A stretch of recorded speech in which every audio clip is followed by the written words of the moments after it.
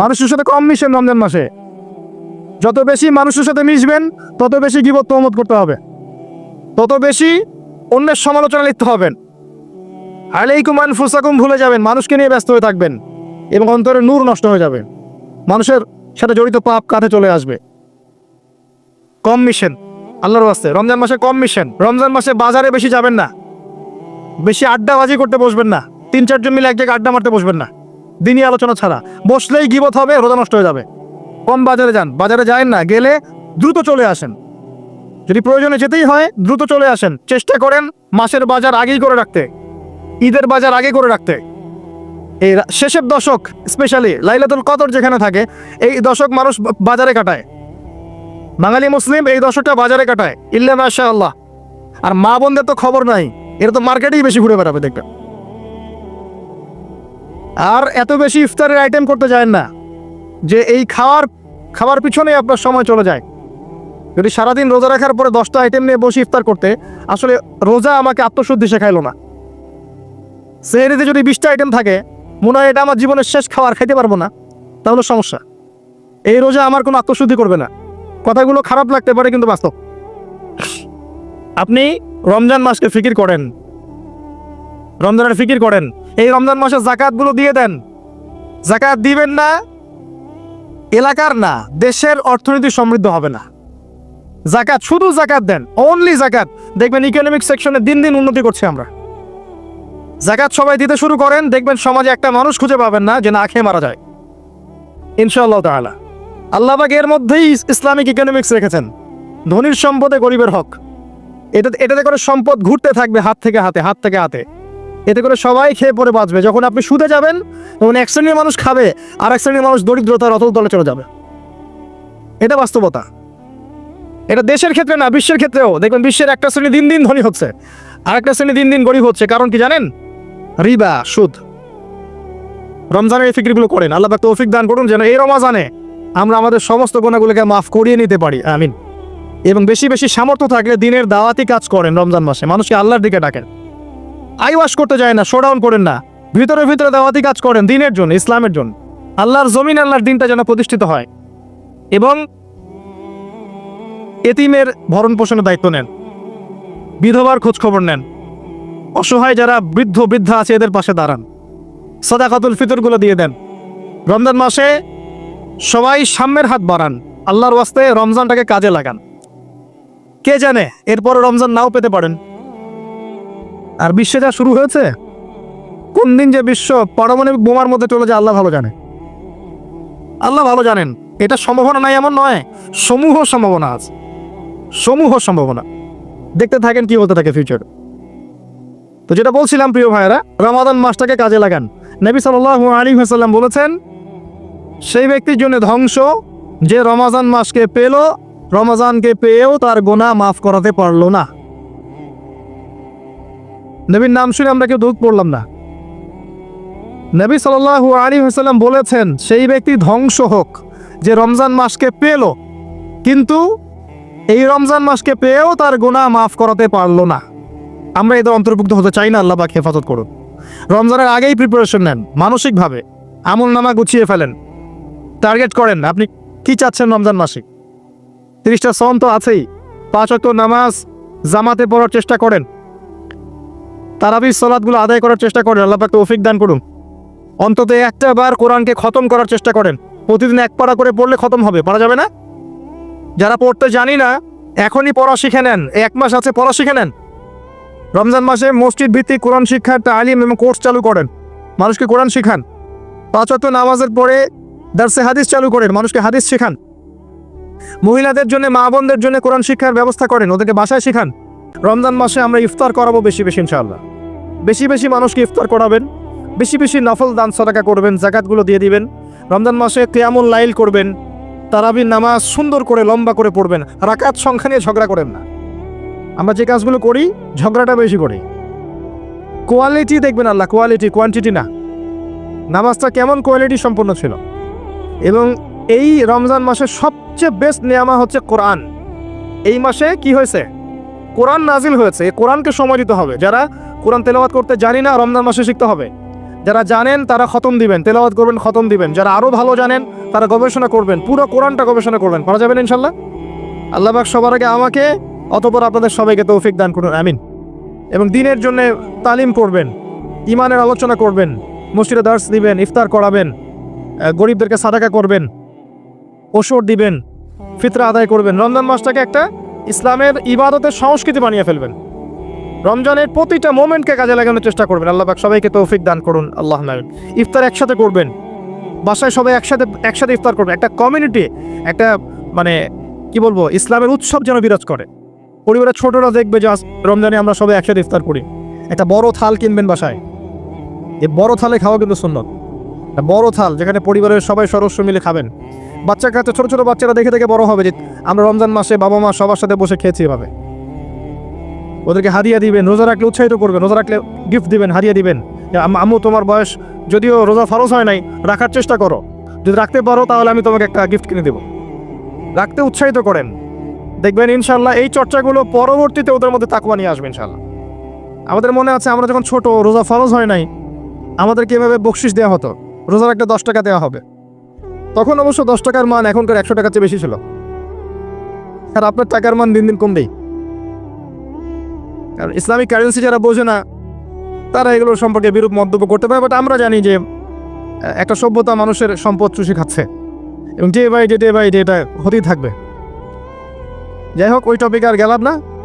তো আমাদেরকে পুরস্কৃত করা হতো এভাবে, উৎসাহিত বোধ করতাম। কয়টা রেখেছি? 7টা, তারপরের বছর 10টা, তারপরের বছর 15টা। এভাবে করতে করতে দেখবেন আপনার বাচ্চা রোজা রাখা শিখে যাবে। এবং সওম রাখলে শরীরের কোনো ক্ষতি নাই উপকার ছাড়া। ক্ষতি আছে? কোনো ক্ষতি নাই, কোনো ক্ষতি নেই উপকার ছাড়া। সবচেয়ে বড় কথা হচ্ছে যারা খেতে পারে না ওদের ফিলিংসটা আপনি বুঝতে পারবেন। আপনিও বুঝতে পারবেন যে না খেয়ে থাকা এটা কেমন। আল্লাহ পাক যে খাওয়াচ্ছেন আমাকে, এটা কত বড় নিয়ামত ছিল। আল্লাহ পাক আমাদের সবাইকে রমজান মাস পর্যন্ত পৌঁছে দিক এবং রমজানে 30টা সওম পুরো মাস রমজানের যাবতীয় কাজের সাথে আদায় করার তৌফিক এনায়েত করুন, আমিন।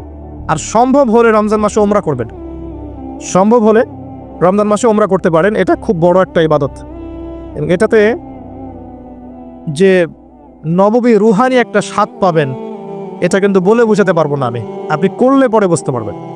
আল্লাহ পাক তৌফিক দান করুন সবাইকে, আল্লাহুম্মা আমিন। এরপরে আছে সামর্থ্য হলে হজের কথা। আলহাজ টাইটেলের জন্য নয়, মানুষ আমাকে আলহাজ বলবে, হ্যাঁ, মানুষকে দেখানোর জন্য হজ, আমাকে হাদি সাহেব বলবে, এই জন্য হজ নয়। হজ করতে যাবেন ইব্রাহিমী চেতনা শিখতে। হজের কাজের মধ্যে ইব্রাহিম আলাইহিস সালামের একত্ববাদের চেতনা আছে। আরাফার মাঠে আপনি কিয়ামতের মাঠকে ফিল করবেন, সাই করবেন, তখন হাজরা আলাইহিস সালামের সেই কষ্ট ফিল করবেন। প্রত্যেকটা কাজের পিছনের ঘটনা কি এটা আপনাকে ফিল করতে হবে। পাথর মারবেন, নাস্তিকরা এগুলো নিয়ে মজা করে না, ঠাট্টা মস্করা করে। সন্তানকে জবাই করার যে হুকুমটা ছিল সেখানে শয়তান ধোঁকা দিচ্ছিল না? শয়তান যে প্রত্যেকটা কাজে আমাদেরকে বিভ্রান্ত করে, এই চেতনাটা ওখানে জাগ্রত হয়। প্রত্যেকটা কাজ আমাদের বাহ্যিকভাবে দেখলে হবে না, এর পিছনে ভিতর একটা আধ্যাত্মিকত্ব থাকে, রুহানিয়াত থাকে। ওইটা বুঝতে পারলে ইসলাম বোঝা যাবে ইনশাআল্লাহ। তো হজের প্রতিটা কাজ আপনি দেখবেন ইব্রাহিম আলাইহিস সালামের সুন্নাহ, হাজরা আলাইহিস সালামের আত্মত্যাগ, ইসমাইল আলাইহিস সালামের ঘটনা, কিয়ামতের মাঠ, দোয়া কবুলের মাঠ, তাওয়াফ, এই প্রত্যেকটা বিষয় আপনার ক্ষুদ্রত্ব, আল্লাহর বিশালত্ব, এগুলো আপনাকে বুঝিয়ে দিবে। শুধু আলহাজ টাইটেলের জন্য নয়, বরং আল্লাহর কাছে আত্মসমর্পণ করার জন্য, প্রকৃত ইসলাম বোঝার জন্য হজ করবেন। আল্লাহ পাক তৌফিক দান করুন। দোয়া করে আল্লাহ পাক সবাইকে জীবনে অন্তত একটাবার জন্য হজ করার তৌফিক দান করেন, আমিন। প্রথমত তারবিয়াত দিতে হবে ছোট থেকেই, তার উপরে নিয়মিত ইমানের চর্চা রাখতে হবে, তার উপরে ছেলে মেয়েদেরকে পর্দা বোঝাতে হবে, ছোট থেকেই মেয়েদেরকে পর্দায় রাখতে হবে। তারপরেও যদি বড় হয়ে এদের মধ্যে খারাপ চিন্তা আসে, চোখ নিচু করতে হবে। যেগুলো অশ্লীল সেগুলোর ধার কাছে যাওয়া যাবে না। দ্রুত এদের বিয়ের ব্যবস্থা করতে হবে যাতে ওরা পবিত্র লাইফ লিড করতে পারে। তারপরে দেখবেন আস্তে আস্তে কিছুটা হলেও, 100% না হলেও কিছুটা হলেও আপনি ফিতনা থেকে দূরে রাখতে পারবেন। আর যত বেশি এই ভোগবাদী, বস্তুবাদী, এই পশ্চিমাদের ধাঁচে আপনি সন্তানকে গড়ে তুলবেন, কাছে আসার নাম দিয়ে জেনা করাবেন, ফ্রিমিক্সিংয়ে নেবেন, পর্নোগ্রাফিকে অবাধ লাইসেন্স দিয়ে দিবেন, মাদকাসক্ত ওই যুব সমাজকে ফেরানোর কোনো পথ পদ্ধতি অবলম্বন করবেন না, হিজাবের প্রতিবন্ধকতা করবেন, তত বেশি সমাজ আস্তে আস্তে আস্তে আস্তে অধঃপতন অতল তলে যেতে থাকবে। এবং এরপর কি হবে সেটাও বলে দিচ্ছি, এটাও হাদিস থেকেই বলছি। সেটা হচ্ছে এরপরে বাড়বে সমকামিতা। কি বাড়বে? অশ্লীলতা সয়লাভ হতে হতে হতে হতে এমন একটা পর্যায়ে যাবে, বেশিরভাগ মানুষই যাবে আল্লাহর বান্দারা বাদ দিয়ে, যখন দেখবেন মেয়েদের প্রতি আসক্তি কমে যাবে ছেলেদের একটা পর্যায়ে গিয়ে, এবং ছেলের সাথে জেনা করা শুরু করবে, যেটা শুরু হয়ে গেছে বিগত 20-30-40 বছর থেকে দেশেও, এবং সমকামীদের সংগঠন পর্যন্ত আছে দেশে। এটাও রিপোর্ট, আপনি সেকুলার মিডিয়ায় ঘেটে দেখেন, বছরের একদিন তারা আবার একত্রিত হয় একটা হোটেলে, সেখানে ওদের মতো করে এনজয় করায়। কওমে লূত নবী সাল্লাল্লাহু আলাইহি ওয়াসাল্লাম বলেছিলেন, আমি ভয় পাই আমার উম্মতের মধ্যে কয়েকটা জিনিস, একটা হচ্ছে গোপন শিরক, একটা হচ্ছে আমার উম্মত মূর্তি পূজা করবে, আরেকটা হচ্ছে আমার উম্মতের মধ্যে সমকামিতা ছড়িয়ে পড়বে। আর এই সমকামীদেরকে আল্লাহ পাক জমিনটা তুলে আকাশে পাথর বর্ষণ করে আবার দাবিয়ে দিয়েছিলেন। কওমে লূত এই জর্ডানের ডেড সি, মৃত সাগরের পাশে এরা থাকতো। সেই সম্প্রদায়ের কাছে আল্লাহ পাক লূত আলাইহিস সালামকে পাঠিয়েছিলেন। এত বড় মনের নবী ছিলেন তিনি, সম্প্রদায়ের মানুষকে পাপ থেকে বাঁচানোর জন্য বলছেন যে হ্যাঁ উলাই বানাতি ইন কুনতুম ফাইলিন, তোমাদের যদি প্রবৃত্তির চাহিদা থেকে থাকে আমার মেয়েদের মধ্য থেকে বিয়ে করে নাও, তাও ভালো থাকো। তারা বলছে, তুমি লূত নিজেকে পবিত্র মনে করতে চাও? তুমি তো জানো যে আমরা কি চাচ্ছি। যখন জিবরাইল এবং মিকাইল আলাইহিস সালাম এসেছেন পুরুষের রূপে, বালকের রূপে, সুদর্শন, তাদেরকে অফার করছে, কথা বুঝতে পারছে না? তাদেরকে অফার করছে। আর লূত আলাইহিস সালাম নিজের মেহমানের সম্মান বাঁচাতে গিয়ে বলছেন, আলাইসা মিনকুম রাজুলুন রশিদ, তোমাদের মধ্যে কি একটা ভালো মানুষ বেঁচে নাই? ওই সমকামিতা ছড়িয়ে পড়েছে এখন আমাদের এখানে।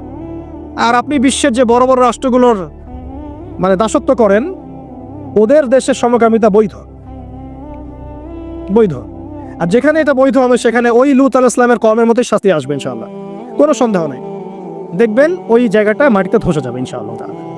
আর এটা হাদিসেও এসেছে, কিয়ামতের আগে 3টা বড় বড় ভূমিকম্প হবে, একটা পূর্ব দিকে, একটা পশ্চিমে, একটা পৃথিবীর মাঝখানে। আর পশ্চিম বলতে আমি বুঝি পশ্চিমা সভ্যতা। এটা ভূমিকম্পে ধসে যাবে ইনশাআল্লাহ আযজা ওয়া জাল্লা। কারণ সুদের মধ্য দিয়ে এরা আল্লাহর সাথে যুদ্ধ করছে, সমকামিতার মধ্য দিয়ে এরা কওমে লূতের মতো আচরণ করছে, সারা বিশ্বে এরা মানুষকে নির্বিচারে হত্যা করছে। এর ফলাফল এরা পাবে, আসবে সময় সামনে। আমাদের পয়েন্ট আজকে এটাই, এই নারী পুরুষের অবাধ এই জেনাটা যদি আপনি ঠেকাতে না পারেন, এক পর্যায়ে সমকামিতায় চলে যাবে, মানুষ বাড়তে থাকবে এক পর্যায়ে। শাস্তি ভাই, নবী সাল্লাল্লাহু আলাইহি ওয়াসাল্লাম দেখে এসেছেন মেরাজের রাত্রে, যে জেনাকারী পুরুষ আর নারীর শাস্তি দেখেছেন। স্পেশাল একটা চুলা, জাহান্নামের ভিতরে স্পেশাল একটা চুলা বানিয়েছেন আল্লাহ পাক, যার নিচের দিকটা এরকম প্রশস্ত, মাথাটা চিকন, নিচ থেকে আগুন দাউ দাউ করে জ্বলছে, আর এই আগুনের সাথে সাথে মানুষগুলো লাফিয়ে উঠছে। আগুন নিচে নেমে যাচ্ছে, মানুষগুলো নিচে নেমে যাচ্ছে, উপরে উঠছে। এটা ওদের শাস্তি দেখেছেন নবী সাল্লাল্লাহু আলাইহি ওয়াসাল্লাম, যারা এই উম্মতের জেনা এবং ব্যভিচারে লিপ্ত আছে। আর আপনাকে আমি বলে রাখি, শুধু সেক্সুয়াল সম্পর্কটাই জেনা নয়, বরং ওই যে আপনি কথা বলছেন, ওই যে কফি খাচ্ছেন, হাতে স্পর্শ করছেন, চুল ধরছেন, জড়িয়ে ধরছেন, প্রেমপত্র লিখছেন, সবই জেনা টোটালি। এই প্রতিটা কাজ স্ত্রীর সাথে করলে প্রত্যেকটা কাজের বিনিময়ে নেকি পাবেন আপনি। আর এই প্রতিটা কাজ আপনি ওর সাথে করলে আপনি প্রত্যেকটা কাজের বিনিময়ে জাহান্নামে ডেকে যাচ্ছেন। শুধু এভাবে স্পর্শ করা, গায়ের মাহরাম মেয়েকে এভাবে স্পর্শ করা, একটা হাদিসে নবীজি বলেছেন, মাথার মধ্যে লোহার পেরেক বসানোর চাইতে বেশি জঘন্য কাজ। মানে একবার করে স্পর্শ করার শাস্তি হচ্ছে মাথায় আল্লাহ পাক লোহার পেরেক বসাবেন। আর বিবাহিত, এটা তো বললাম অবিবাহিত জেনারেশন, যাদের মধ্যে আবেগটা বেশি থাকে। আর যারা বিবাহিত দেখবেন ওদের মধ্যেও বিভিন্ন সিরিয়াল দিয়ে, সিনেমা দিয়ে, মুভি দিয়ে, নাটক দিয়ে পরকীয়ার দিকে উস্কানো হচ্ছে। মনে হচ্ছে পরকীয়া একটা স্বাভাবিক বিষয়। আর এখন ম্যাক্সিমাম পরিবারের মধ্যে পরকীয়া ঢুকে গেছে। দেখবেন স্বামী জানেই না স্ত্রী পরকীয়া করছে, স্ত্রীও জানে না স্বামীর কয়টার সাথে অ্যাফেয়ার। হ্যাঁ, এবং এগুলো করলে কেউ খারাপ বলবে না। আবার এগুলো করলে এবং জেনা করলে কেউ খারাপ বলবে না। খারাপ তখন বলবে যখন আপনি সাহস করে আরেকটা বিয়ে করতে যাব। এটা দুনিয়া এখন। আপনি সাহস করে বৈধ একটা বিয়ে করলে মানুষ আপনাদেরকে বাঁকা চোখে তাকাবে, চরিত্র খারাপ মনে হয়। কিন্তু বিবাহিত হওয়ার পরেও একটা স্ত্রী নিয়ে আছেন, এদিকে 10টার সাথে পরকীয়া, কোনো সমস্যা নেই। অথবা বিয়ে না করে আপনি 1000টা মেয়ের সাথে জেনা করছেন, বারে যাচ্ছেন, এই পতিতালয়ে যাচ্ছেন, ধনীর দুলাল হলে ওখানে গিয়ে আদা খাচ্ছেন, মাদক খাচ্ছেন, সেক্স করে বাসায় ফিরছেন, কোনো সমস্যা নেই। কিন্তু আপনি যদি বলেন বাবা আমার বিয়েটা একটু তাড়াতাড়ি দিন, আমার চাহিদা আছে, আমার বয়স হয়েছে 20-25 হয়ে গেছে, আমাকে বিয়ে দিন, এখন কিসের বয়স তোমার বিয়ে করার? আগে 30-35 হোক, নিজের পায়ে দাঁড়াও আগে। নিজের পায়ে দাঁড়াতে দাঁড়াতেই ও জাহান্নামের পায়ে দাঁড়িয়ে গেছে। এদিকে নিজের মেয়েদের চাহিদা আরও আগে শুরু হয়, এবং তারা তো মুখ ফুটে সব বলতে পারে না, বাট তাদের চাহিদা আমার হচ্ছে বেশি আছে। আপনি যেভাবে একটা মেয়েকে দেখে প্রলুব্ধ হন, একটা মেয়েও আপনাকে দেখে প্রলুব্ধ হয়। তারা বলতে পারে না, ভিতরে ভিতরে পাপ করতে পারে। আর ওদের ব্রেনটাকে ওয়াশ করে দিয়ে বিভিন্ন সিরিয়াল দিয়ে, বিউটি কন্টেস্ট দিয়ে, নাটক দিয়ে, মুভিজ দিয়ে, পর্নোগ্রাফি দিয়ে, ছেলেদের সংস্পর্শ দিয়ে আমরা ওদেরকেও জেনা টেনে টেনে আসতে চাই নাই, টেনে হিস্ট্রে জেনার কাছে নিয়ে আসছে। আসবি না মানে আয়, এটাই উন্নতি, এটাই অগ্রগতি, এটাই প্রগতি, আয়, আসবি না কেন? এভাবে সমাজের কাঠামোটা নষ্ট হয়ে গেছে, পরিবারগুলো ভেঙে যাচ্ছে। আর এরপরে দেখবেন ডিভোর্স। ওই যে বাচ্চা কাচ্চা যেগুলো আছে, এগুলো মা ছাড়া বাপ ছাড়া মানুষ হবে। আর যখন একটা পরিবারের সন্তানরা আদর, ভালোবাসা, মহব্বতের পরিবেশ পাবে না, এরা বড় হয়ে জঙ্গি হবে, এরা বড় হয়ে সগ্রসী হবে, ওরা বিক্ষিপ্ত মাথার হয়ে উঠবে, মানসিকভাবে একদম টোটালি ফেড আপ। এই হচ্ছে অবস্থা। পরে সমকামিতা বাড়বে, সমকামিতা দিন দিন বাড়ছে। বিশ্বাস করেন, এটা এমন একটা আযাব, আল্লাহ পাক এমন সব রোগ ব্যাধি দিবেন। হাদিস এসেছে, যখন একটা কম অশ্লীলতায় লিপ্ত হয়, হারাম সম্পর্কে লিপ্ত হয়, জেনায় বেশি বেশি লিপ্ত হয়, সমকামিতায় লিপ্ত হয়, ওখানে এমন সব রোগের উদ্ভব হবে যেগুলো আগে ছিল না। আপনি শুধু মাস্ক পরিয়ে কোভিড নিয়ন্ত্রণ করতে পারবেন না, অশ্লীলতা কমাতে হবে সমাজ থেকে, তারপরে আপনি ভালো বেটার ফলাফল পাবেন ইনশাআল্লাহ তাআলা, স্থায়ী ফলাফল পাবেন ইনশাআল্লাহ। শুধু বাহ্যিক সবকিছু না, অভ্যন্তরীণ আধ্যাত্মিক অনেক কিছু আছে, এগুলো দেখতে হবে। আল্লাহ নূর দিয়ে আল্লাহ পাক বোঝার তৌফিক দান করুন। সমকামিতার পরে কি হবে সেটাও শুনে রাখেন, এটাও হাদিস থেকে বলছে। এটা বলতে আমার রুচি কুলাচ্ছে না, কিন্তু এটাও হবে যে এই উম্মতের মানুষরা এত খারাপ পর্যায়ে পৌঁছাবে যে পশু পাখির সাথে, পশু প্রাণীর সাথেও তারা জেনা করবে। এবং এর আগে একটা ধাপ আমি ভুলে গেছি। সমকামিতার আগে একটা ধাপ আছে, যখন মেয়েদেরকে এভাবে উন্মুক্ত করে দিবেন, মেয়েদের প্রতি আকর্ষণ কমার পরে বাচ্চাদের প্রতি আকর্ষণ আসবে। বাচ্চাদের প্রতি, এটা এমন একটা যুগে বাস করছে আমরা যে যারা মেয়ের বাবা আমাদের ভয় লাগে কার করলে বাচ্চাকে তুলে দিচ্ছে। এত বিশাল পরিমাণে বাচ্চাদেরকে এখন ধর্ষণ করা হয়, আপনি কল্পনা করতে পারবেন না। স্কুলে, ইভেন অনেক ক্ষেত্রে মাদ্রাসাতে হয়েছে, অনেক ক্ষেত্রে মাদ্রাসায় ঘটনা ঘটেছে, বাচ্চাদেরকে ধর্ষণ করা হয়েছে। যে বাচ্চা বোঝেই না দুনিয়া কি জিনিস, ভালোবাসা কি জিনিস, যৌনতা কি, কিছু বোঝেই না, এরকম বাচ্চাকে পর্যন্ত ধর্ষণ করা হয়েছে। ডে বাই ডে বাচ্চাদের অ্যাবিউজিংটা বাড়ছে। খেয়াল করে দেখেন, পড়াশোনা করেন, খোঁজখবর নেন, দেখেন বাচ্চাদের প্রতি সেক্সুয়াল অ্যাবিউশন এবং যৌন নির্যাতন প্রচুর বেড়েছে, এবং দিন দিন এটা বাড়বে। যত বেশি আপনি এগুলো উন্মুক্ত করবেন, ফ্রি মিক্সিং করবেন, পর্নোগ্রাফি উন্মুক্ত করবেন, এইসব কাছে আসার গল্প, এইসব দিবস পালন করবেন, তত বেশি এগুলো হবে ইনশাআল্লাহ। এবং লিসেন টু মি, আপনি মনে করছেন আপনি সেফ, আপনি একা খুব ভালো মানুষ, কোশ্চিন কালো নয়। এই ফিতনা আপনার ঘরের দরজায় না আসলে আমার নাম বদলে ফেলবো ইনশাআল্লাহ। এই ফিতনা আপনার ঘরের দরজায়ও যাবে, আমার ঘরের দরজাও আসবে। যদি আমি সচেতন না হই, আমাদের ঘরেও এটা আসবে। একটা পরিবার বাকি থাকবে না, বাকি নাইও একটা পরিবারও, এগুলো আমাদের ঘর দুয়ার পর্যন্ত আসবে।